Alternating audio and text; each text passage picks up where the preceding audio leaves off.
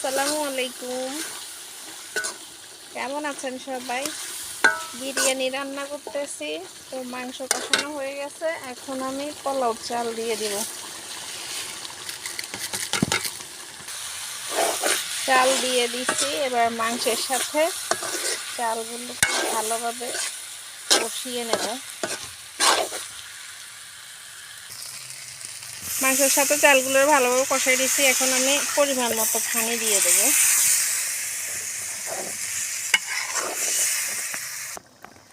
পানি দিয়ে দিছি, এবার 7-8টা কাঁচামরিচ দিয়ে দেব।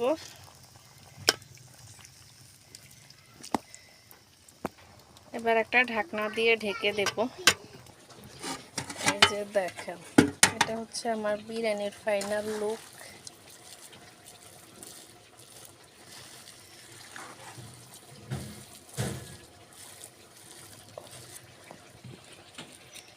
এই যে দেখেন, এটা হচ্ছে আমার বিরিয়ানি। তো কেমন হয়েছে সবাই জানাবেন, আর ভালো থাকবেন। আল্লাহ হাফেজ।